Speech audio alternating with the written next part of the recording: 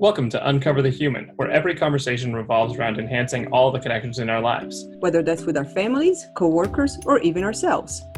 When we can be our authentic selves, magic happens. This is Alex Cullimore. And this is Christina Amigoni. Let's dive in.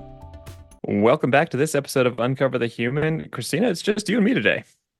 It is. We have a whole list of topics. It was hard to figure out what to talk about. Yeah, which is a good problem to have. Minus the problem portion of it, where it took us a while to boil this down. But there's one that we kind of settled on because it's something we've talked about a few times especially in the projects that we have and just observations that we've seen in organizations. And that is the idea that leadership is a huge mirror, and you kind of have a hold of mirror up to yourself when you look at all the behaviors that you're seeing in an organization. I don't know how better to phrase that because it's really about this reflective quality of what behaviors we're putting out and what we're seeing. Yeah. Yeah, it's the true, like, lead by example works both ways. And the positive examples, and also that's what happens. What you do is reflected in what everybody else does. And so it's very hard it's counterproductive to complain or point fingers at, I can't believe that they're behaving this way, without holding up the mirror and figuring out if we're doing the same thing. And that's where the example is coming from. That's where we kept noticing it because it was so many times we'd hear people be like, "Oh man, we need our people to do X. They really don't make decisions as fast as we'd like them to," or "Oh, they keep asking for clarity," and then we'd see these things reflected in the leaders that were saying this about their people, and you start to see that and when you get to see like a whole department and there's a team of senior leaders, you start to notice that each of the personalities of those are reflected in their individual kind of sphere of influence, or their part of the org tree there. You start to see just the behaviors repeated, and it's not, I don't think, just like a selection bias of like they happen to pick people who are exactly like them. It's just those are the behaviors that start to get ingrained in the subcultures of each of these departments, and it's something that we've seen time and again, and I'm sure we're guilty of this as much as anybody. We look out and we see people end up perpetrating the behaviors that they are asking others to correct. And maybe we are Yes. most aware in others of the things that we are most guilty of. Yes, that's definitely one of those pieces that comes with coach training. Must have been right at the beginning, because that was one of the hardest thing to digest, was realizing that, first of all, you have to constantly look in the mirror and figure out what it is that we're doing. And the things that trigger us about others typically are things that we do ourselves, that Yeah, we may we not are like most. ourselves when we do that. Yeah. And it's so weird because until you turn that consciousness up, until you start to realize that, and you hold the mirror up to yourself, and as a leader, you have to hold the mirror up to yourself all the time if you want to continue to improve and make good choices and decisions. But once you hold that mirror up, it's impossible not to see that, oh no, these are my behaviors. But it's amazing how long we can go with our own internal denial before we hit that point. It's so easy to see like, I'm really frustrated this person doesn't do this. I can't believe this person doesn't prep an agenda for the meeting. Meanwhile, we have no agendas for our meetings, or vice, whatever it is. Yes. We see all these frustrations. We feel the pain, because subconsciously we're noticing that somewhere in our behaviors. And until you really turn that light on and see that in a conscious level, it's amazing how far you could go in that denial. It is, yes. And it is one of those practices. Again, it's not a one and done piece, and which really boils down to, it's really easy to turn off the light and go back into denial, and then go through the cycle again of like, oh, I need to hold the mirror up in this situation. And then you turn it off, Yes. and then you put it down. And then the next situation turns around and you're still wondering why it's happening. But it's really difficult to keep looking in the mirror and figuring out, what am I doing that exemplifies this behavior that now everybody else is picking up. Yeah. I think that's one of the huge reasons that it becomes such an intracted problem and such a common problem was that we can go back into it. It's not like it's a one time you're out and you're done. And for that reason, like not only is it, I think, difficult because it's just difficult to look in and have that self-conscious moment and have to look in and be like, oh, right, these are the things I'm not super happy that I'm doing or that oh, I should be doing differently. It's not easy to do that just because that requires extra work on our part. We have to then admit we're not perfect. Well, all the regular resistance that we might have to doing that internal work. And then in the position of a leadership position, you've ended up with maybe some impetus to continue to look at other people, and you're continually thinking like, oh, I need to change the dynamics of the team. So you're asked to continue to look at those and think about those and try and correct those. And what we most notice might be ourselves, but we're spending so much time focusing on the impact that we're seeing it based on what our people, what our teams are doing, and we're Yeah, told to look externally, which makes it even harder. exactly. Well, and we tend to, especially the higher up in leadership positions and the higher the hierarchy. So in organizations that have a lot of hierarchy, there's more and more distance between looking in the mirror and what the culture is and what behaviors are happening. And there's that tendency to just really be like me and them. They do this. They are not communicating. They don't ask questions. They don't, take initiatives. But it needs to be a little bit more reversed. Like, what's our role in that? Like, what are we doing in this, either through our behaviors or through our language and leadership?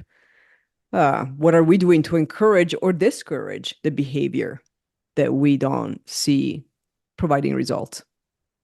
Yeah. And I think that actually gives us the biggest leg up then, because then we have all of the power to make the change we want to see, as long as we are willing to and able to stare into that mirror and be like, ah, yes, here's where I'm exemplifying that, and here's where people end up following Mhm. it, and here's what I need to change. But the second we can start to do that for ourselves, because of exactly what you're saying in the beginning, it's lead by example in both directions. That means we do have the power to change those behaviors, and we can do it by changing ourselves, which might seem like the hardest thing to do sometimes, but it is something that is actually under our control. And that can feel so much relief if you've been looking at this as like, I don't know how to change other people's behavior. Like, well, maybe it isn't about changing them. It's about changing Yes. yourself and reflecting that and continuing to trust that that reflection will naturally continue to happen. And it's not, I don't think it's a bad thing that the reflections do happen. I think people just get into grooves. It's about more comfortable working these ways. We get into patterns, and it's not a bad thing. There's efficiencies to be gained there as long as we're aware of the parts that might have some friction, the parts that squeak a little bit, the ones that we need to address. And that gives us the power to actually do that as long as we're willing to do that for ourselves. It is, yes. A great example is vulnerability. A big piece when we talk about allowing the space for people to be vulnerable. The first step is for us to be vulnerable. If we show our own vulnerability, we inspire others to do the same. And that works for everything else. If we communicate, then we inspire others to communicate. If we resolve conflict, we inspire others to resolve conflict. If we are a tight team and a cohesive team on how that works together every step of the way, then others, our own teams, may be more inspired to do that. If we're the first to create silos and to toss the ball over the wall, well, our teams are going to do exactly the same. So it's a little bit difficult to then complain that our teams are not connected when, well, we're not connected. Yeah. That's a great example. I love the vulnerability one because that one's so common. People don't like to admit that they're wrong. I mean, that's just a painful thing to do sometimes is to feel like you're wrong. But if you can admit your vulnerability, admit that you have these things that you're working on, or this that you know you don't do as well, but you were working on something else. Those are the things that allow other people to feel that way instead of everybody kind of having this internal pressure to feel perfect, and it ends up causing its own problems because we're trying to hide our imperfections rather than trying to just address them or be open with them. And that's a perfect example of a place where a leader can change the behaviors by letting down their own guard. You let that down. People see that it's okay to let that down. And there's many studies of like people gaining respect for their leaders when they can admit they're wrong instead of the feeling of like, oh God, they're gonna know I didn't do this right. And now I have to like Mhm. have egg on my face or whatever we feel is gonna be the consequence of admitting that we're wrong. But that's time and time again, not how people actually react when we have a chance to breathe and say, oh, we don't have to be perfect. Well, thank goodness, because I haven't felt perfect this whole time. Yes, exactly. Yeah, that's a great example, the perfection piece. And when it comes to holding up the mirror in leadership, that's why it's so difficult to do. It's because we have to first admit to ourselves that we're not perfect. We're not maybe as, we now have to battle with imposter syndrome, which we may feel already. But when we're holding up the mirror, then the flaws are less likely to be hidden. And then we Yeah. start doubting ourselves a lot. But it's crucial. I mean, that's why we talk about self-leadership as the first step to becoming a successful leader. And that's also a difficult concept when we narrow the definition of leadership, or we think of the narrow definition of leadership of having a team that reports to you. And like, that's not leadership. That's an organizational chart. Yes. Yeah. That's just names on a page. Yes, names on a page. That doesn't mean anything. Like we've worked in situations where people reported officially to individuals who were not successful leaders, and so that's not who the people went to. That's not who the teams listened to. That's not what inspired the teams to keep working in the tough days, because it's leadership is a behavior. It's an action. It's not a title. It's not a position in your org chart. And the first people that we have to be responsible for leading is ourselves. If we can't lead ourselves, there's no hope that we Yeah. can lead others. Yeah, that's a great way of thinking about it because leadership is a behavior. It is about influencing other people. I mean, even if you think about it in what people like to distill it down to on a more simplistic level of like, oh, I'm the one in charge of running these people or getting these tasks done or moving this project forward. That's great, but how are you going to do that if you don't have the influence over the people? And Mhm. if they, you can try and do that through fear, you can try and do that through other mandates, but the actual reflection is always going to come out in the long term. And so, who do you become so that you are the most influential? And that's a perfect example of people just gravitate to the people they know they can trust and they can get the answers they need from and they can get the help they need from those people. So if you can become that person, suddenly you can maximize your own influence, even if it feels like triggering that imposter syndrome. But like, oh, if I tell people that I was wrong on this, or if I'm not the perfect person here, or whatever it is, Mhm. I feel like I'm handing them evidence that my imposter syndrome is correct. Which is scary. It's really hard to do that. One of the many things that is just difficult about being a leader, and it is still the way to be able to influence people. Knowing that mirror is a powerful two-way tool. Yeah, it definitely is. So how do we hold up the mirror? Great question. I think there's a lot to be said for self-reflection, for one. Mhm. There's a lot of things like coaching, therapy, getting into understanding your triggers, your pieces, so you can be ahead of your biases a little bit. We're not going to be able to defeat them all the time. We're not going to be able to stop our gremlins and our worries from coming out to the forefront, but it doesn't mean we can't address those and then also show that it's okay to have that. So one is really getting in touch with yourself. So again, Mhm. self-leadership. How much do you know yourself? How much can you be aware of that? I think is a huge starting point in being better at that. And secondarily, documenting the behaviors you're seeing in your teams that you're concerned about and starting to think about what behaviors am I exuding that are either exactly Mhm. like this or might be encouraging this? Why are people getting into that? And if you can develop a lot of trust and rapport with your team, you might be able to ask that directly. And if not, you're going to have to do your best inference and continue to try and find the proxy measurements that tell you what might be causing that. Yeah, those are all great examples. Uh, the self-reflection it's, I would say, easier to do once you have done it with some support, and you have gone through it's a muscle. And so once you have the muscle of having done it with some support, whether it's a coach, a mentor, something that provides you that guidance, and then you can get into the muscle of, oh, I know how to do this because I've done it with my coach over and over and over. Um, it is a little bit harder, I would say, to just start, like just looking in the mirror if you don't really know what to look for or how to start. And like you said, like a big piece of that, the self-reflection that doesn't necessarily require somebody else being involved, is looking at like what are all the things that I complain about, that my team is not doing, or that I notice is counterproductive or are not effective and efficient. And then how do I show up in those types of instances? How do I show up when, they're spinning because there's lack of clarity? Uh, am I spinning when I have lack of clarity? If I provided clarity, what does clarity mean? That's when we have to get into a little bit more of defining what we mean, as opposed to just saying words and expecting everybody to understand what's in our head and our definition of that word and our expectation is. Yeah. I like that looking back at what your team's doing and what words you're using.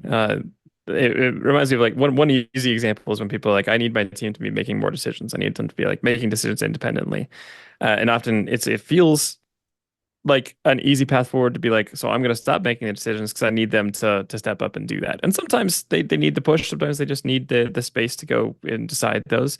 But if you're not making a decision and hoping that they will do it without using those words, without telling them that you're counting on them to make this decision, without establishing that this is a time of transition where, yeah, maybe I've made decisions in the past that we've been listening to, but I need this to be more of a spread team effort. So it's time for you guys to like step up and here's what I want to do to support you, but I want you to make these decisions. If you're not being very clear about that, uh, you can end up exuding exactly the wrong behavior because now you're not making decisions and then getting more frustrated that they're not making decisions and they don't know Yes. that they're supposed to be stepping up. They're just watching you not make a decision and feeling like that must be how we do this. Now we're all floundering. Yes, indeed. Yeah. There's a lot of looking at what is it that, again, what is it that we notice? What is it that we would like to see done differently? And then what's our role in that? First, do we do it Yeah. ourselves? Second, if we don't, Mhm. which maybe it's a nuance of not doing it ourselves, but what is, what is our role then in changing that, in providing the inspiration for that behavior to change? I think it was I don't remember. It was a podcast that I heard months ago where it actually said, like, if you want others to change their behavior, you have to change your behavior first.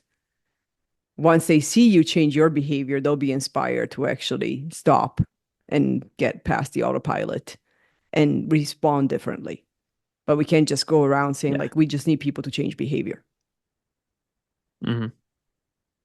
And to help make that easier, I think it does help to be explicit about what you're changing. So many people are like, my team's gonna we do like coaching day in the leadership training and people learn how to some coaching skills and they're like, my God, I mean, people are gonna immediately point out that I'm behaving differently. And like, Hmm. yeah, that might be the case. And it's really worth the time then to just be explicit about, hey, I learned about this. I'm gonna try something new. I want to try doing this. Not only does that then show vulnerability and growth on your part, it also then sets expectations for, hey, we're trying something new here. Here's what I'm looking to do. Helps set that intent, helps get that clarity.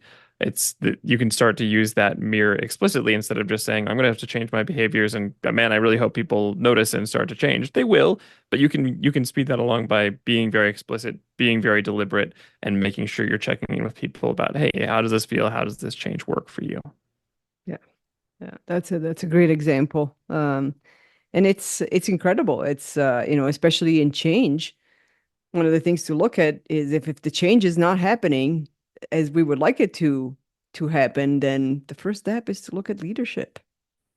What is leadership doing or not doing? Because everybody is lost in the fog, so they're looking for guidance. If the guidance is not there, they're going to continue spinning around looking for a light somewhere.